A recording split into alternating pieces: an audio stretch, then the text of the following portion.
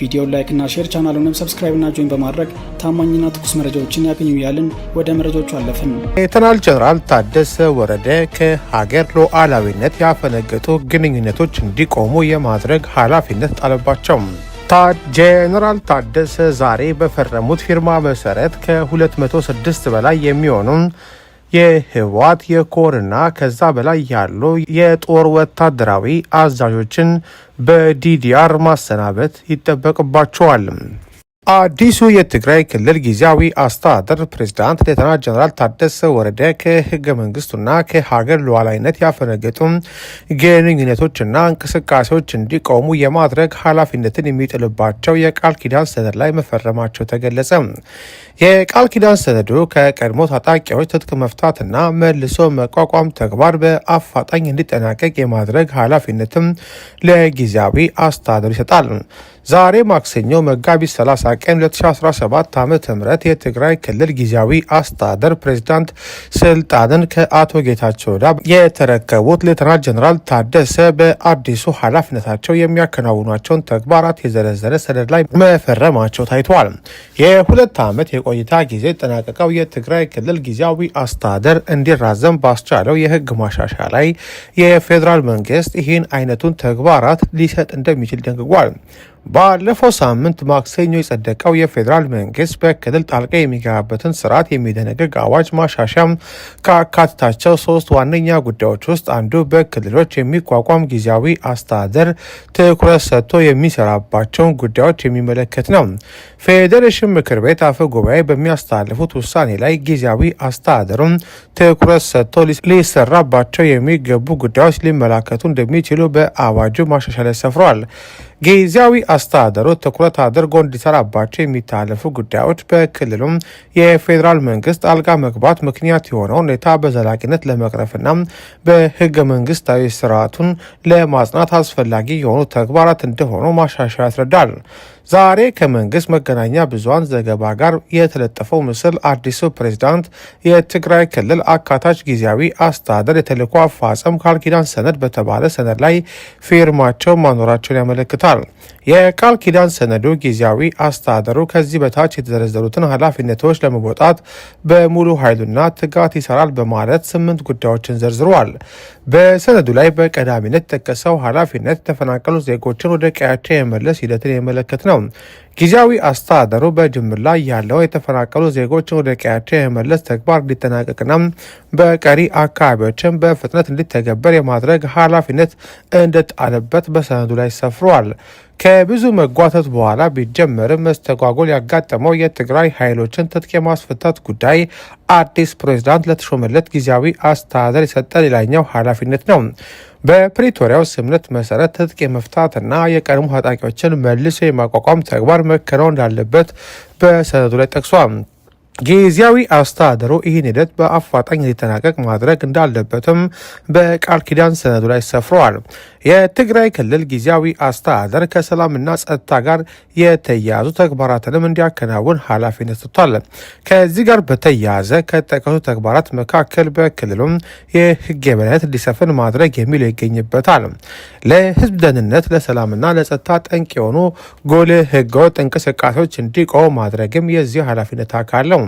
እነዚህ ተግባራት ለማከናወን ጊዜያዊ አስተዳደሩ ተገቢውን የቁጥጥርና የህግ ማስከበር ስራ መስራት እንደሚኖርበት በሰነዱ ላይ ሰፍሯል።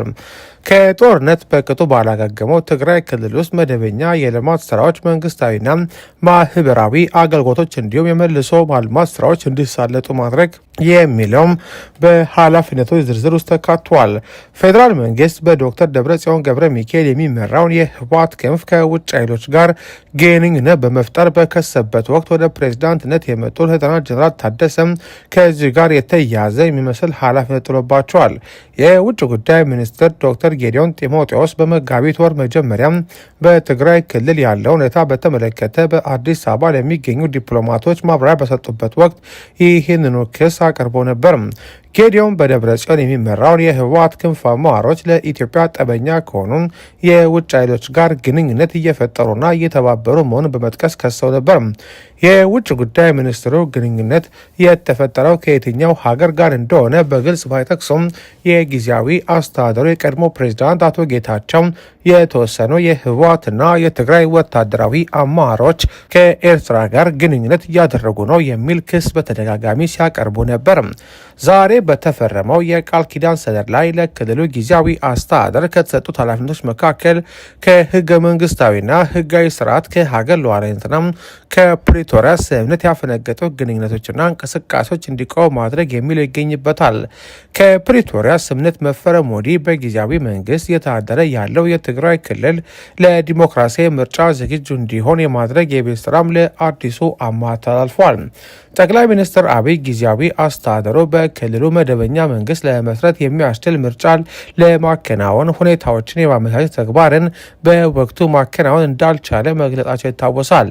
ባለፉት 2 ዓመታት መከናወን ያልቻለው ይህ ኃላፊነት ዛሬ የፕሬዝዳንትነት ስልጣን ወደ ተረከቡት ሌተናንት ጀነራል ታደሰ ተዘዋውሯል።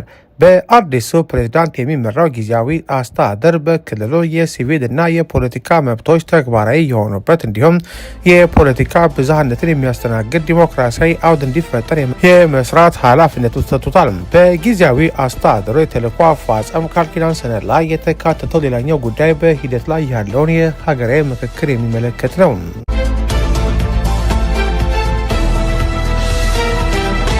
በአዲስ አበባ ኑሮ ተወዷል የሚል ሐሰተኛ መረጃ ተሰራጨብኝ ሲል የወይዘሮ አዳነች አቤቤ አስተዳደር አሳወቀም። ይህንን መግለጫ ያወጣው ከትናንት በስቲያ የአዲስ አበባ ነዋሪዎች የኑሮ ውድነቱ አናታቸው ላይ ወጥቷል የሚል ዘገባ መሰራጨቱን ተከትሎ ነው። በእርግጥም በርዕሰ መዲኗ የኑሮ ውድነት ሰዎች ራሳቸውን እንዲያጠፉ እያስገደደ ያለበት፣ በርካታ ዜጎች በቀን አንዴ እንኳን በልተው ማደር የተቸገሩበት፣ የመንግስት ሰራተኞች የምሳ ሰዓታቸውን በምግብ እጦት ሳቢያም በቤተ ክርስቲያን አሊያም በመስጂድ ውስጥ እያሳለፉ ስለመሆኑ ጭምር በፓርላማ የተነገረበትም ነው። በ4 ኪሎ ካዛንችስ፣ ፒያሳና ሌሎችም የከተማው አካባቢዎች ነዋሪዎች ነቅለው አምፖልና ዘንባባ የተከሉት የብልጽግና ሰዎች ግን ኑሮ ተወደደ የሚሉ አካላትን ባንዳ ይሏቸዋል። የኮሙኒኬሽን ሚኒስትሩ ለገሰ ቱሉ ነዳጅ ተወደደ የምትሉ ባንዳ ናችሁ ማለታቸውም የቅርብ ጊዜ ትውስታ ነው። የሆነው ሆኖ ከቀናት በፊት ሪፖርተር ጋዜጣ የአዲስ አበባ ነዋሪዎች የኑሮ ውድነቱ አናታቸው ላይ ወጥቷል ተባለ የሚል ዘገባን ይዞ ወጥቶ ነበር። ራሱ የከተማ አስተዳድሩ ባዘጋጀው አንድ መድረክ ላይ ሀሳባቸውን ያቀረቡት ተሳታፊዎች ስለ ኑሮ ከአቅም በላይ መሆን ሲናገሩም ተሰምተው ነበር። አንድ ነዋሪም የከተማ ነዋሪዎች የዋጋ ንረት አናታቸው ላይ ወጥቶባቸዋል ያሉ ሲሆን በየቀኑ እየጨመረ የመጣውን የኑሮ ውድነት እንዴት ነው የምትቆጣጠሩት ሲሉም ጠይቋል። በተፈሪ ጠፋ ፍርፋሪ፣ በኢያሱ ዳቦ ትራሱ የተባለው አባባል በብልጽግና የሚበላ ጠፋ እንዳይባል ሰጋለሁ ያሉ አስተያየት ሰጪው ህዝቡ እየተናገረ ያለውን እውነት ነው እየነገርኳችሁ ያለሁት ብለው ነበር። በመድረኩ ህብረተሰቡ በኮሪደር ልማቱና ንብረቱ ሲፈርስበት ለልማቱ በሚል ተባባሪ ሲሆን እናንተ ችግሩን እንዴት ነው የምትፈቱለት? አመራሩስ ወደ ሙስና የሚገባው የሚከፈለው ደሞዝና የኑሮ ውድነቱ ተመጣጣኝ ስላልሆነ አይደለምን ሲሉ መናገራቸውንም በጋዜጣው ዘገባ ላይ ተመላክቶ ነበር። ዛሬ ደግሞ የወይዘሮ አዳነች አቤቤ አስተዳደር የተሳሳተ መረጃ ተሰራጨብኝ የሚል ማስተባበያን ይዞ ቀርቧል። የአዲስ አበባ ከተማ አስተዳደር ስራ አስኪያጅ ጽህፈት ቤትም ስሜት ቀስቃሽ፣ ተጨባጭ መረጃ ላይ ያልተመሰረተና ከጋዜጠኝነት የሙያ ስነ ምግባር ያፈነገጠ ዘገባ ተሰራጭቶብኛል በማለት በሪፖርተር በኩል ኑሮ ተወዷል ተብሎ የተዘገበው ዘገባ ሆነ ተብሎ መንግስትን ለማሳጣት የተፈጸመ እኩይ ተግባር መሆኑን ተገንዘቡልን ብሏል። ስለሆነም ጋዜጣው ማስተባበያ ያውጣም አሊያም እርምጃ ወስዳለው ሲልም አስተዳድሩ ይቀጥላል። ጋዜጣው በአዲስ አበባ ኑሮ አልተወደደም የሚል ማስተባበያ ያወጣ ዘንድ ነው እንግዲህ እየተጠየቀ ያለው። የኢትዮጵያ መከላከያ ሰራዊት ጃል ሾዶ በሚል የትግል ስም የሚጠሩትን የኦሮሞ ነጻነት ሰራዊት ኦነሰ ከፍተኛ ባለስልጣን መግደሉን አስታወቀ። ጃል ሾዶ ከዚህ ቀደም የኢትዮጵያ መንግስትና የኦነሰ ባለስልጣናት ታንዛኒያ ውስጥ አድርገውት በነበረው ድርድር አማጺውን ቡድን ከወከሉ ባለሥልጣናት አንዱ ነበሩ። የአገር መከላከያ ሰራዊት ሾዶ ያለው የኦነሰ ከፍተኛ አመራር በሆሮ ጉድሩ ወለጋ ዞን ሆሮ ሊሙ ወረዳ ውስጥ መገደላቸውን አስታውቋል። ኦነሰም እስካሁን ማረጋገጫም ሆነ ማስተባበያ አልሰጠም። ስዩም ጌቱ ዝርዝር ዘገባ አለው። የኢትዮጵያ ሀገር መከላከያ ሰራዊት ሾዴ በሚባል ስሙ የሚታወቀውን የኦሮሞ ነጻነት ሰራዊት ኦነሴ አመራር መግደሉን ያስታወቀው ከትናንት በስቲያ መጋቢት 28 ቀን 2017 ዓ.ም ባወጣው ይፋዊ መግለጫ ነው። መከላከያ የኦሮሞ ነጻነት ሰራዊት ኦነግ ኦነሴ ዋና አዛዥ የጃል መሮ ወይም ኩምሳ ድርባ የቀኝ እጅ ያለው ግለሰቡ ከዚህ በፊት ታንዛኒያ ዳሬ ሰላም ውስጥ በተዘጋጀው የኦነሴና የኢትዮጵያ መንግስት የድርድር መድረክ ላይ መሳተፉንም ነው ያመለከተው። መከላከያ በመግለጫው በትግል ስሙ ጃል ሾዴ ተብሎ የሚታወቀውን የታጣቂ ቡድኑን አመራር የገደለው በሆሮ ጉድሩ ወለጋ ዞን ሀሮ ሊሙ ወረዳ ገንጂ ለጋ ኮርማ ተብሎ በሚታወቅ ስፍራ መሆኑንም ነው ያስታወቀው። እንደ የሀገር መከላከያ ማብራሪያ ጃል ሾዴ የተገደሉት ከተጠቀሰው ስፍራ ተነስተው ሱጊ ወደ ተባለ አካባቢ በሞተር ሳይክል በመንቀሳቀስ ላይ ሳለ እንደነበረም ነው ያስታወቀው። ሾዴ ከታንዛኒያው የሰላም ድርድር መልስ የመላው የወለጋ ዞኖች ዋና አዛዥ ሆኖ በጃል መሮ ተሹሞ ነበርም በሚል ነው የተገለጸው። ጃል ሾዴ የኦነሴ ተወካይ ሆነው በታንዛኒያው ዳሬ ሰላም ድርድር ላይ ሲሳተፉ የጃል መሮ የደህንነት ጉዳይ ኃላፊ ነበሩም ተብሏል። ዶቼ ቬሌ ይህንኑ መረጃ በመያዝ ከፍተኛ ባለስልጣኑ ተገድሎበታል በተባለው በኦነግ ኦነሴ በኩል ተጨማሪ መረጃዎችን ለማሰባሰብ ያደረገው ጥረት ለጊዜው አልሰመረም። የመከላከያ መግለጫ ተከትሎ በተለይም ለታጣቂ ቡድኑ ከፍተኛ አዛዥ አማካሪ አቶ ጅሬኛ ጉደታ በተደጋጋሚ ያደረግነው የስልክ ጥሪ ምላሽ አላገኘም። በኦሮሚያ ክልል አላባራ ባለው የጸጥታ ችግር ዕለት በዕለት በሰላማዊ ዜጎች ላይ በሚደርሰው የሰላም እጦት ተጽዕኖ በርካቶች ከሀብት ቀያቸው ተፈናቅለዋል። በዚሁ በተራዘመው ግጭትም ህይወታቸው የተቀጠፈው ዜጋ ቁጥር ቀላል አይደለም። የክልሉን ወቅታዊ ሁኔታ በቅርበት የሚከታተሉት አንጋፋው ፖለቲከኛ ሙላቱ ገመቹ እንደሚሉት ብዙ ጊዜም ሲነገር የቆየ ነው። በመገዳደል የሚመጣ ምንም ነገር የለም። ጥያቄዎች ካሉ የእነሱን ሀሳብ ያላቸውን ሰዎች በሙሉ እዚህም ያሉ ሊሆኑ ይችላሉ። በተቻለ መጠን ተነጋግሮ ችግሮችን መፍታት እንጂ በመገዳደል የሚመጣ ትርፍ የለም። ዋናውን አሁን መሮውን ለምን አይገሉ? ቢገሉ ያተገደለና ጥያቄያቸው እልባት ያገኛል ማለት አይደለም። ሌላው ነገ ይዞ የሚነሳ ጉዳይ ይሆናል ለማለት። የኦሮሞ ነጻነት ሰራዊትና መንግስት በታንዛኒያው በሁለት ዙር ከዚህ በፊት ያደረጉት የሰላም ድርድር ተደጋግሞ ሳይሳካ መቅረቱ ይታወሳል። በወቅቱ ለሰላማዊ ድርድሩ አለመሳካትም ሁለቱም ወገኖች አንዱ ሌላኛውን ጥፋተኛ በማድረግ ተወቃቅሰዋል። በተለይም ጃልመሮና ጃልገመቹ አቦየን ጨምሮ የታጣቂ ቡድኑ ከፍተኛ አመራሮች በተሳተፉበት ሁለተኛው የታንዛኒያ የሰላም ድርድር ቁልፍ በተባሉ የፖለቲካ ጉዳዮች ላይ መግባባት ባለመደረሱ በልዩነት እንደተለያዩ እስካሁንም በግጭት ላይ ይገኛሉ። በቅርቡ በሰሜን ሸዋና ምዕራብ ሸዋ ዞኖች በርካታ የሸኔ ታጣቂዎችን ገደልኩ ያለው መከላከያ በሆሮ ጉድሩ ወለጋ የሀሮ ወረዳ ጥቃት ከጃል ሾዴ ጋርም በርካታ ታጣቂዎች ተገድለው የጦር መሳሪያዎች መማረካቸውንም አስታውቋል። ፖለቲከኛ ሙላቱ እንደሚሉት ደግሞ ሊፈታ የሚገባ ቁልፉ ችግር ይህ ነው። ሀገሪቷ ውስጥ ያለው ችግር የኢኮኖሚ የማህበራዊ ችግር አይደለም። ያለን ዋና ችግር የፖለቲካ ችግር ነው። የፖለቲካ ህልማችን ልንፈታ ስላልቻልን ለብዙ ዓመታት በዚሁ እንዲሁ ስንገዳደል በየጊዜው ችግሮች ሲፈጠሩ ቆይተናል። ይሄ እልባት ሊያገኝ የሚችለው አንድና መጨረሻ መንግስትም ሁሉም በቅን ልቦና ቁጭ ብሎ ተነጋግሮ መፍታት ሲቻል ብቻ ነው። ይሄ ፖለቲካ ቁልፉ ካልተፈታ ችግሩ ይቀጥላል። ለዶይቼ ቬለ ዘገባ ስዩም ጌቱ ነኝ ከአዲስ አበባ። በሌላ ዜና እዚያው ምዕራብ ኦሮሚያ ሆሮ ጉዱሩ ወለጋ ዞን ጃርዳጋ ጃርቴ ወረዳ ውስጥ 10 ሰላማዊ ሰዎች በታጣቂዎች መገደላቸውን የአካባቢው ነዋሪዎች አስታወቁ። ነዋሪዎቹ እንደሚሉት ከትናንት በስቲያ ማታ ከምሽቱ 1 ሰዓት ተኩል ግድም ታጣቂዎቹ ሃሮ ሃቡ በተባለች ቦታ ሟቾችን አንድ ስፍራ ሰብስበው በጥይት ደብድበው ገለዋቸዋል። የአሶሳው ወኪላችን ነጋሳ ደሳለኝ ያነጋገራቸው ነዋሪዎች ለጥቃቱ በአካባቢው በፋኖ ስም ተደራጅተው ይንቀሳቀሳሉ ያሏቸውን ኃይላት ተጠያቂ ያደርጋሉ። ዝርዝሩን እንሆ።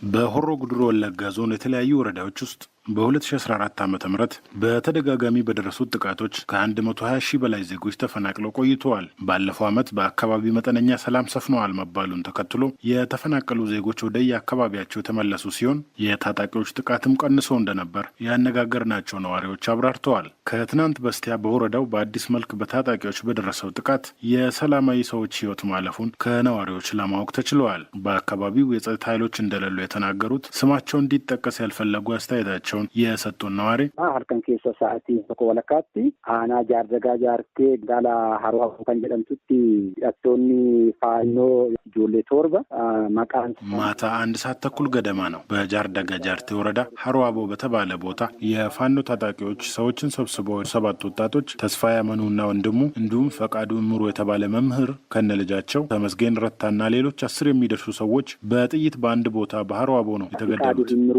ከንጀደሙ ጫሳ ወጅኒን ናሞኒ ነማ ኩዳንዳ ከጃርደጋ ጃርቴ ወረዳ አስተያየታቸውን የሰጡ ሌላው ነዋሪም በጥቃቱ ህይወታቸው ያለፈው ነዋሪዎች ስርዓተ ቀብራቸው በትናንትናው ዕለት በአንድ ቦታ መፈጸሙን ገልጸው በጥቃቱ ህይወታቸው ያለፈው በብዛት ተማሪዎች እንደሆኑ አስታውቀዋል። በ2014 ዓ.ም በአካባቢው በተደጋጋሚ በወረዳው በደረሰው ጥቃቶች የተፈናቀሉ በሺዎች የሚቆጠሩ ሰዎች የተወሰኑት በከተማ አቅራቢያ በተሰራላቸው ቤቶች የተመለሱ ሲሆን ሌሎች ቤት ንብረታቸው ያልወደመባቸው ደግሞ ወደ የአካባቢያቸው ተመልሰው እንደሚገኙ ጠቁመዋል። በረቶታ ሙሪንሳኒ ኩደጃ አመኩደ ተወርባት ጅረን ነሞተ ተወርባ አቦቴን ጆሌ ማቲ ያ ተወርባ ሰድስ ሰገልቀበ እድሜያቸው ከ16 እስከ 17 የሚደርሱ ተማሪዎች 7 ሰዎች ናቸው። 6 እና 8 ልጆች ያላቸው 3 ሰዎች በአጠቃላይ 10 ሰዎች ናቸው ህይወታቸው ያለፈው። በ2014 ዓ.ም የነበረው ድርጊት ነው የተከሰተው። በወቅቱ ሰዎች ከቀያቸው ተፈናቅለው ሌላ ቦታ ነው የነበሩት። ወደ ቤታቸው ሁኔታዎች ተሻሽለዋል ብለው ነው ሰዎች የተመለሱት። ከቤት ሰዎቹን ሰብስበው ነው በአንድ ቦታ ጥቃት ያደረሱባቸው። ረመንጨ እዱ ብራቱሬ ማነከሰኒት ከከሰኒት ጀናን ሀል ተስገባይ ረጂ ገሌ በጉዳዩ ላይ ማብራሪያ የጠየቅናቸው የጃርደጋ ጃርቴ ወረዳ ምክትል አስተዳዳሪ አቶ ስለሺ ትቻ ስብሰባ ላይ በመሆናቸው 7 ሰዓት ላይ ስለ ጉዳዩ ምላሽ እንደሚሰጡ የተናገሩ ሲሆን በተባለው ሰዓት ስንደውልላቸው ስልካቸውን ዘግተዋል። ከሆሮ ጉድሩ ወለጋ ዞን ዋና አስተዳዳሪ አቶ ምሬሳ ፊቴም ተጨማሪ መረጃ ለማግኘት ያደረግኩት ጥረት አልተሳካም። በሆሮ ጉድሩ ወለጋ ዞን በቅርብ ርቀት ላይ በሚገኘው በቡሬ ዙሪያ ወረዳ ውስጥ ይንቀሳቀሳሉ ከተባሉ የፋኖ ኃይሎች ሀሳብ ለማካተት ያደረግኩት ጥረትም አልሰመረም። ከሆሮ ጉድሩ ወለጋ ዞን ዋና መቀመጫ ሻምቡ ከተማ በ55 ኪሎ ሜትር ርቀት ገደማ ላይ በምትገኘው ጃርደጋ ጃርቴ ወረዳ ባለፉት ዓመታት በተለያዩ ስም የሚንቀሳቀሱ ታጣቂዎች ሰላማዊ ሰዎችን ኢላማ ያደረጉ ጥቃቶች ሲፈጽሙ እንደነበር ከዚህ ቀደም የወጡ የኢትዮጵያ ሰብአዊ መብቶች ኮሚሽን ዘገባዎች ያመለክታሉ።